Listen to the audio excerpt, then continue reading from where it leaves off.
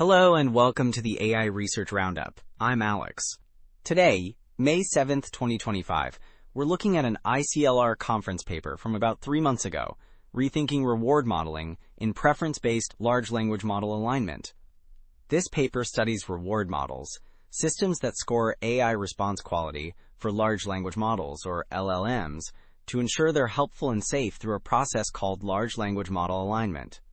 It questions if the common Bradley-Terry model, or BT model, which turns pairwise human preferences into these scores, is always best, proposing simpler classifiers as potentially better alternatives. Alright, this first figure sets the stage. It compares the Bradley-Terry model using a multi-layer perceptron, which is a type of neural network, labeled BT-MLP, against two classification methods. 1. CLF-MLP also uses a multi-layer perceptron, while CLF-LGB uses LightGBM, a tree-based algorithm.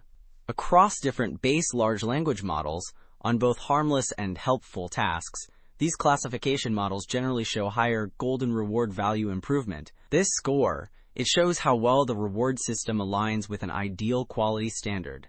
So this visual suggests simpler classifiers often outperform the Bradley-Terry approach. Okay, so building on that initial comparison, these next charts dig deeper. The top set shows how golden reward values change with different annotation error rates.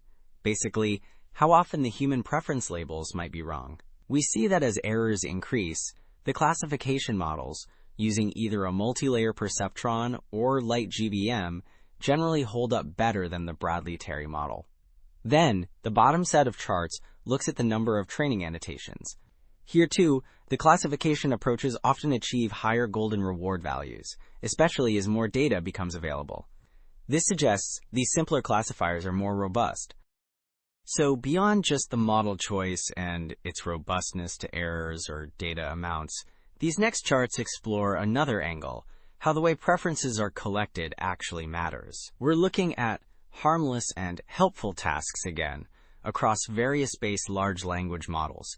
The dotted bars represent using cross-prompt comparisons.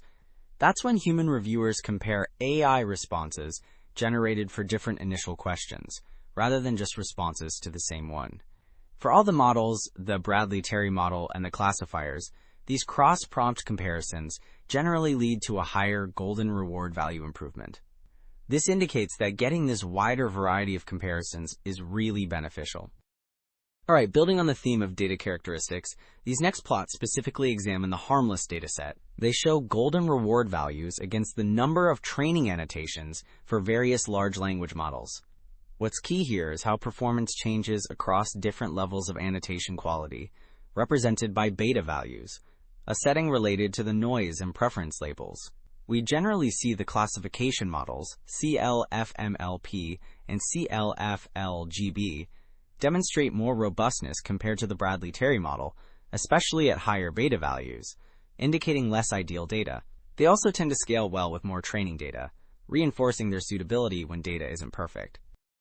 Now, these next two bars charts present something called reward model prediction accuracy. This is essentially how often the reward model correctly picks a response that's better than the average or median quality response from all possible AI answers.